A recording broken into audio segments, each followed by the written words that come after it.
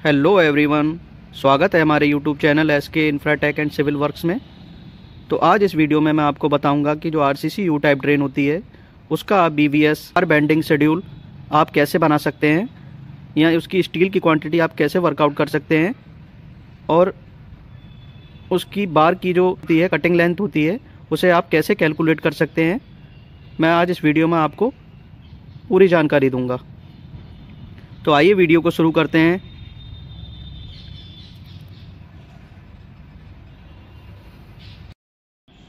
तो दोस्तों, video start करने से पहले आपको बता देना चाहता हूँ कि स्टील की क्वांटिटी वर्कआउट करने से पहले आपको ड्रेन के क्रॉस सेक्शन को समझना काफ़ी ज़रूरी है। आपको ये पता होना चाहिए कि हमारा ड्रेन का सेक्शन क्या है, हमारी वॉल की विड्थ क्या है, हमारे राफ्ट की जो थिकनेस है ड्रेन की वो थिकनेस क्या है, पीसीसी की थिकनेस क्या है, आपके ड्रेन का सेक्शन क्या है, उसमें जो मेन बार यूज़ होनी है वो किस डाया की होनी है, उसमें जो डिस्ट्रीब्यूशन बार लगनी है या वाइंडर लगने हैं वो किस डाया के लगने हैं, और ड्रेन में जो मेन जो कवर होता है वो कवर आपको पता होना चाहिए कि इसमें हमें कवर कितना लेना है। तो मैंने अभी जो एग्ज़ाम्पल लिया है वो 600 बाई 600 का ड्रेन का सेक्शन लिया है।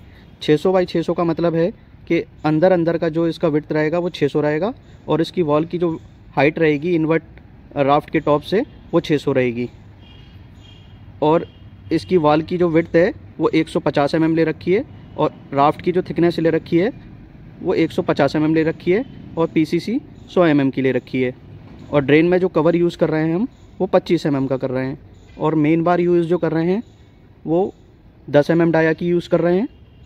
160 mm centre to centre spacing का भी आपको पता होना बहुत ज़रूरी है, किस स्पेसिंग पे आपको कौन सी बार लगानी है।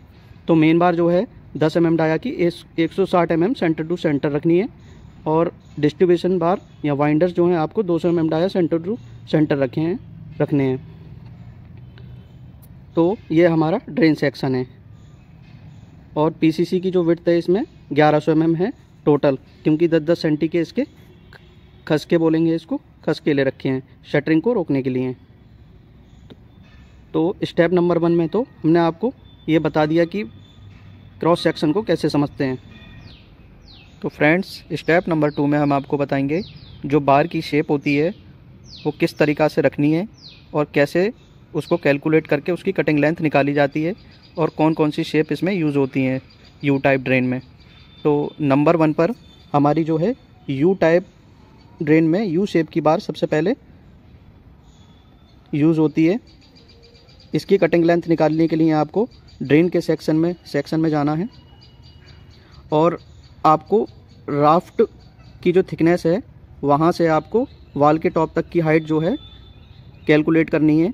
तो वॉल की जो हाइट है वो 600 है यहाँ से यहाँ तक, और राफ्ट की जो थिकनेस है वो 150 है। तो 150 और 600 750 हो गया, और जिसमें हम 25 का कवर नीचे से और 25 का कवर ऊपर से माइनस करेंगे 50 mm, तो हमारा ये 700 आ गया। तो 700 mm इधर आ गया, और 700 ही सेम इधर आ जाएगा। और 850 mm कैसे आया? 850 mm के लिए आपको फिर से सेक्शन में जाना है, और आपको जो है बॉटम की टोटल विड्थ काउंट करनी है। तो अंदर की हमारी जो डिस्टेंस है वो 600 है, और वॉल की जो विड्थ है वो 150 है इधर, और इधर भी 150 है। तो 300 ये हो गई, और 600 तो 900 हो गई। तो 900 में से 25 का कवर इधर से माइनस 25 का उधर से, तो 850 हो गई। तो 850 हमने ये रख ली। उसके बाद हम चलते हैं कटिंग लेंथ की ओर। तो कटिंग लेंथ निकालने के लिए सबसे पहले हमें 700 प्लस 700 प्लस 850 और माइनस 2D इंटू 2D हम क्यों करेंगे? क्योंकि हमने यहाँ पे 2 बैंड दिए हैं, एक 2D ये, एक 2D ये, और ये हमारी 10 mm की मेन बार है। तो 2 इंटू 10 हो जाएगा, तो 20 हो जाएगा एक, ठीक है ना। तो इंटू 2 कर दिया है हमने। तो इन तीनों को कैलकुलेट करके आपको 2D इंटू 2 कर देना है, तो आपका जो है 2210 mm कटिंग लेंथ आपको यू शेप बार की मिल जाएगी। और मैंने इधर इसे मीटर में कन्वर्ट कर दिया है, तो 2.21 मीटर। बढ़ते हैं अगली बार की ओर। तो अगली जो हमारी बार है नंबर 2, वो एल टाइप बार है, मेन बार वॉल में, जो कि वॉल में यूज़ की जाती है। ये हमारी क्रॉस सेक्शन में हम कैसे चेक करेंगे ये बार? तो ये वाली बार तो जो है हमारी बाहर वाली पूरा यू बार हो गई, बाहर से बाहर, और इसके अंदर जो अंदर से लगाई जाती है ये पूरी ऐसे करके ये एल बार हो गई दोनों तरफ से, एक इधर, तो यह हमारी एल बार है, main L bar 10 mm dia की। तो इसकी कटिंग लेंथ निकालने के लिए हमें क्या चेक करना है, तो इसकी कटिंग लेंथ निकालने के लिए सेम वही प्रोसेस है। इसकी टोटल जो हाइट है सेक्शन में वो यहाँ से यहाँ तक 750 है, ऊपर से कवर माइनस कर देंगे 25-25 का, तो ये हमें 700 मिल गई। और नीचे की जो 100 mm की विड्थ है वो हमारी 150 की वॉल है, तो 25-25 का कवर माइनस करके हमारा 100 आ जाएगी। तो इसकी कटिंग लेंथ निकालने के लिए 700 + 100 - 2D और इंटू 1 क्यों करेंगे हम इसमें, क्योंकि हमारा यहाँ पे एक ही बैंड है, इसलिए इंटू 1। तो 700 + 800 - 2D, मतलब 800 में से हम 20 घटा देंगे तो हमारा 780 हमें कटिंग लेंथ मिल जाएगी। तो इसे मीटर में मैंने कन्वर्ट कर लिया है 0.780 मीटर। तो बढ़ते हैं अगली बार की ओर। तो नेक्स्ट बार जो हमारी है वो है राफ्ट का टॉप मेन बार, सी मेन बार। तो इस मेन बार जो हमारी क्रॉस सेक्शन में कहाँ होती है, ये मेन बार जो है राफ्ट के टॉप में होती है, ये आप देख रहे हैं वीडियो में, ये बार होती है सी टाइप में। तो इसकी कटिंग लेंथ हम कैसे निकालते हैं, इसकी कटिंग लेंथ कैसे निकालते हैं, जो ड्रेन की हमारी टोटल विड्थ है वो है 900 में से हम 25-25 का कवर माइनस कर देंगे तो 850, और राफ्ट की जो हमारी थिकनेस है वो 150 की है, तो 25-25 का कवर माइनस कर देंगे तो हमारी 100 ये मिल जाएगी।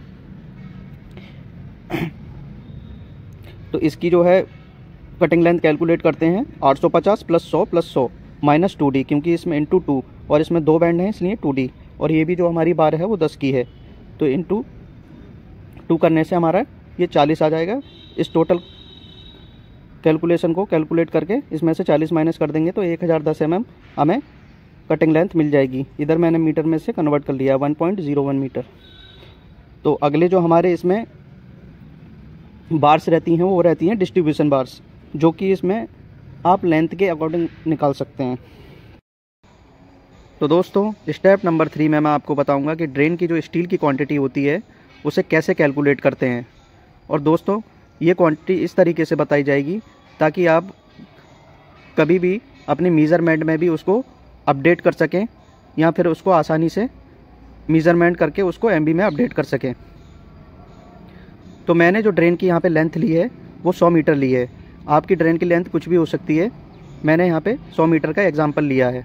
और जो ड्रेन का हमने आपको पहले ही सेक्शन बता दिया, हमारा ड्रेन का जो सेक्शन है वो 600 बाई 600 का सेक्शन है। और हमने पहले ही स्टेप नंबर 2 में यू टाइप ड्रेन में जो बार शेप, और हमने पहले ही यू टाइप ड्रेन में जो बार्स की जो शेप है उसकी कटिंग लेंथ पहले ही निकाल रखी है, जो कि आपको स्टेप नंबर 2 में दिखा दिया था। तो बढ़ते हैं स्टील क्वांटिटी की ओर। तो सबसे पहले हमारी जो ड्रेन में बार यूज़ होती है या साइड पर जो बार सबसे पहले लगाई जाती है वो ड्रेन का यू मेन बार होता है। 10 mm डाया की हमने यहाँ पे ली है। तो ड्रेन का यू मेन बार कैलकुलेट करने के लिए तो यू शेप का यहाँ पे ये बना दिया है। तो इसे कैलकुलेट करने के लिए आपको जितनी लेंथ ले रखी है आपने, तो मैंने यहाँ पे 100 ले रखी है, तो 100 से आप जब डिवाइड करेंगे अपनी स्पेसिंग को, मेरी जो यू मेन बार की जो स्पेसिंग है वो 160 है, तो मैंने 100 डिवाइडेड बाई 0.160 किया तो 625 आया। तो 625 में +1 कर दिया मैंने, तो यहाँ पे मेरा ये 626 आ गया।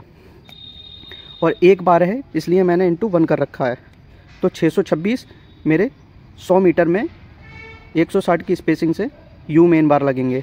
और इसकी कटिंग लेंथ हमने 2.21 निकाल रखी थी, जो कि आपको स्टेप नंबर 2 में दिखा दिया था। तो इसको हम जो है कैलकुलेट करके यहाँ पे रनिंग मीटर में क्वांटिटी निकाल लेंगे, 1383.46 रनिंग मीटर। बढ़ते हैं नंबर 2 की ओर।